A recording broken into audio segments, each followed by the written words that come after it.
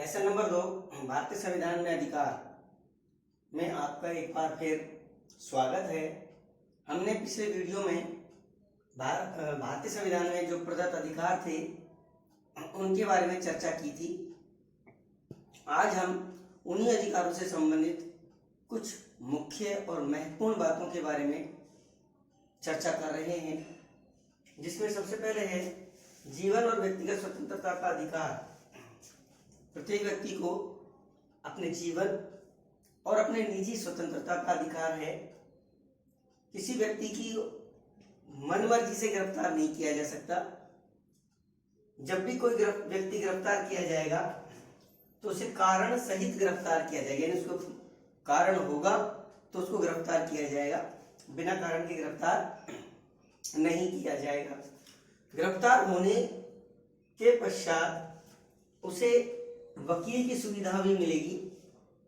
वकील होगा उसका, वो चाहे जिस व्यक्ति को वकील नियुक्त कर सकता है।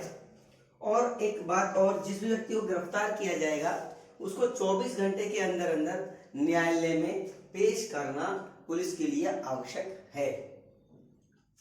इसी के तहत दूसरा जो पॉइंट है निवारक नजरबंदी। निवारक नजरबंदी का मतलब होता है, ये तो था ऊपर कारण से गिरफ्तारी। कई बार पुलिस को, सरकार को कारण नहीं प्राप्त होते हैं, लेकिन डाउट्स होते हैं, आशंका होती है, संदेह होता है, तो संदेह के आधार पर गिरफ्तारी करना के लिए निवारक नजरबंदी एक अधिकार दिया है सरकार को। इसमें बिना वर्णित प्रक्रिया के, यानी जो प्रक्रिया से गिरफ्तारी होती है उस प्रक्रिया के बिना कुछ समय के लिए जेल भेज देना। आशंका हो, डाउट्स हो, वो एक अलग चीज है। और वो समय भी निश्चित किया गया है सरकार के द्वारा कि वह समय लगभग 3 माह है। 3 माह से ज्यादा आप बिना किसी कारण से किसी को गिरफ्तार करके नहीं रह सकते हैं। नेक्स्ट है आरोपी और अभियुक्त के अधिकार। जो आरोपी है और अभियुक्त है उसके भी कई अधिकार हैं। कि एक पहली बात तो ये कि एक अपराध के लिए एक सजा। ऐसा नहीं कि एक अपराध के लिए आप 2 बार सजा दे दे, ऐसा नहीं होना चाहिए। दूसरा, किसी भी कार्य को करने के बाद में उससे कहा जाएगा भाई पिछली तारीख से तुमने ये अपराध किया है, या पिछली तारीख से ये कार्य गलत है और आपने ये गलत किया। किसी भी कार्य को पिछली तारीख से अपराध घोषित नहीं किया जा सकता। मतलब आज हमने कोई गलती की है और कोई कहे कि ये, और आज तक अभी तक उस पर कोई कानून नहीं है, लेकिन कोई ये कहे नहीं आज हम कानून बना रहे हैं कि ये कानून 1 माह पहले से लागू हो जाएगा, ऐसा नहीं हो सकता। कार्य करने की पहले की तारीख से कोई भी कार्य को आप अपराध घोषित नहीं कर सकते हैं। नेक्स्ट है किसी व्यक्ति को अपने विरुद्ध साक्ष्य देने के लिए नहीं कहना। कोई व्यक्ति से कहो कि तुम अपने विरुद्ध साक्ष्य नहीं दे सकते, ये हम नहीं कह सकते हैं उससे।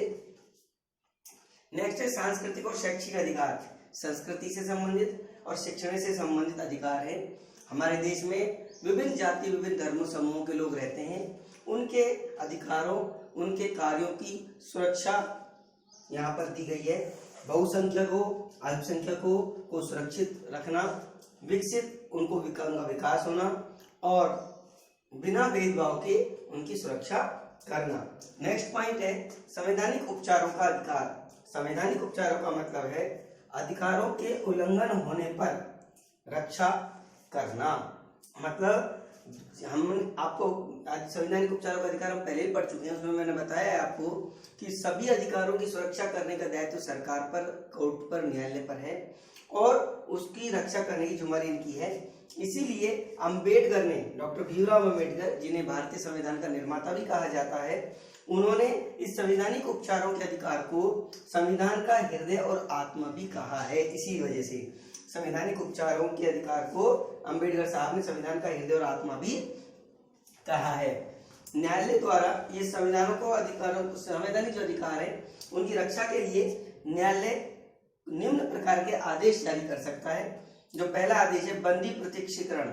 बंदी प्रत्यक्षीकरण जैसे उस शब्द से मालूम चल रहा है, बंदी को प्रत्यक्ष करना यानी प्रस्तुत करना।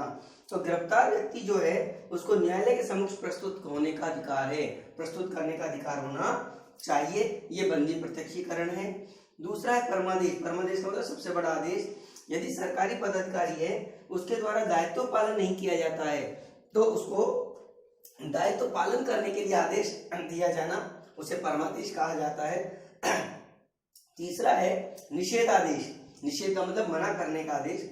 अधिकार क्षेत्र, जब कोई निम्न न्यायालय अधिकार क्षेत्र से बाहर जाकर और अन्य कोर्ट की, अन्य न्यायालय के अधिकार के बारे में सुनवाई करे तो उसको सुनवाई पर रोक लगाई जा सकती है।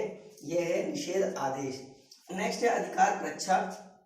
अधिकार परीक्षा का मतलब होता है बिना कानूनी हक के नियुक्त होने पर कार्य से रोक। किसी व्यक्ति को हक नहीं है कि वो उस पद पर नियुक्त हो सके, लेकिन उसने अपनी जैक जुगाड़ से फिर भी अपने आप को नियुक्ति ले ली है, तो उस नियुक्ति को रोककर उसके कार्य करने पर, नियुक्ति होने पर उसके कार्य करने को रोकने का आदेश जो जारी किया जाता है उसे हम संविधान में अधिकार परीक्षा के नाम से जानते हैं।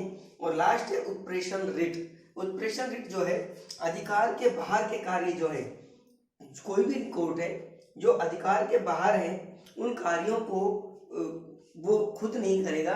यदि ऐसा कोई कार्य उसके पास आता है कि वो उसके अधिकार क्षेत्र से बाहर का कार्य है, तो वह उसी कार्य को ऊपरी अदालत को रेफर कर देता है, उनको प्रस्तुत करता है, ताकि वो इस कार्य को उनके लिए संबंधित व्यक्ति या संबंधित अधिकारी या संबंधित कार्यालय या संबंधित न्यायालय को प्रदान करे।